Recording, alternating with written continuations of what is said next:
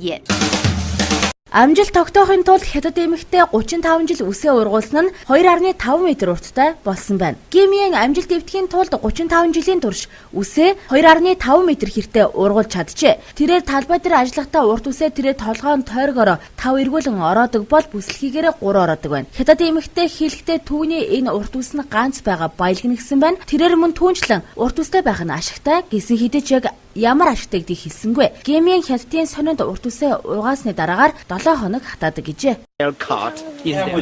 Америкийн фермер 893.1 кг жинтэй хулуу ургуулan амжилтын эзэн болсон байна. Америк нэгдсэн улсын Калифорни мужид жил болгон хэн хамгийн том хулуу ургуулах вэ хэмээх уралдаан болж өнгөрдөг бөгөөд энэ жилийн уралдаанд 893.1 кг жинтэй хулуу эзэндээ амжилт авчирсан байна. Аврах хулууны эзэн Орегоно мужийн Стив Даллетас $12,000 шагналын эзэн болсон байна. Халлоуины баярыг өгтөн зохион байгуулагддаг уг тэмцээний 2 дугаар байранд Калифорни мужаас оролцсон фермерүүд шалгарсан байна. Тэдний тарж ургуулсан хулуу 819.2 кг жин татсан байна. Түүнээс гадна хамгийн сайхан гоёмсог хулууны эзэн $500 шагналыг авсан байна. Харин дэлхийн хамгийн том хулууг Швейцарын фермер тарж ургуулсан бөгөөд түүний хулуу 953.5 кг жинтэй байжээ. Өнөөдрийг хүртэл 2012 онд хамгийн том хулуугаар 911 кг жинтэй хулуу амжилтыг эзэндээ авчирсан билээ.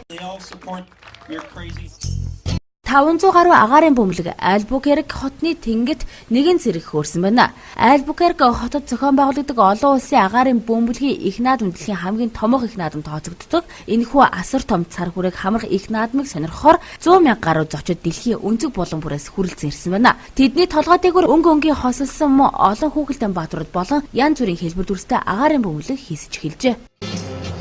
Марш миллионов прогремел. Вашингтон хотод өнгөт арьснууд эсэргүүцлийн жагсаал хийсэн байна. Америк нэгдсэн улсын Вашингтон хотын үндэсний дэлгүүрийн гадна 400,000 иргэн жагсаж арьсангор ялгарлан гадуурхах үзлийг эсэргүүцэж шударга ёсыг уриалсан байна. 1995 оноос хойш Америк нэгдсэн улсын өнгөт арьстай иргэд жил бүр эрхэхин төлөө жагсаалыг зохион байгуулах болжээ. Америкийн ард түмэн нийгэм эдийн засгийн тэгш бус байдал Африк гаралтай Америкчүүдийн өмнө тулгарч байгаа бэрхшээл гадуурхалтай тэмцэхийн тулд Америк нэгдсэн улсын эрх бүхий хүмүүсийг халахыг шаардсан байна. Исламын үндэстнүүдийн удирдагч Луис Фархан энэхүү жагсаалыг зохион байгуулсан бөгөөд үндэсний болон бүлгийн хүрээний ялгарлах үзлийг арилгахыг уриалсан юм. Энэхүү жагсаалыг анх 1995 онд зохион байгуулж байсан бөгөөд түүнээс хойш жагсаалд оролцогчдын хамрах хүрээ илүү өргөцсөр байна. Түүнчлэн энэ жагсаалд өнгөт арьстай эрэгтэй эмэгтэй хүмүүсээс гадна хүүхдүүд оролцсон байна. Зохион байгуулагч нь ярихдаа энэ зөвхөн жагсаал биш, шударга ёсыг хүсэж байгаа хүмүүсийн цуглаан юм гэж хэлжээ. Өнгөрсөн жил Америк нэгдсэн улсын Миссури мужийн Фергюсон хотод гэм буруугийн өнгөт арьст хүүхд цагдаагийн ажилтан буудан хөнөөсөх хэрэг гарсан. Америк нэгдсэн улсад өнгөт арьснуудыг цагаан арьстай хүмүүстэй харьцуулахад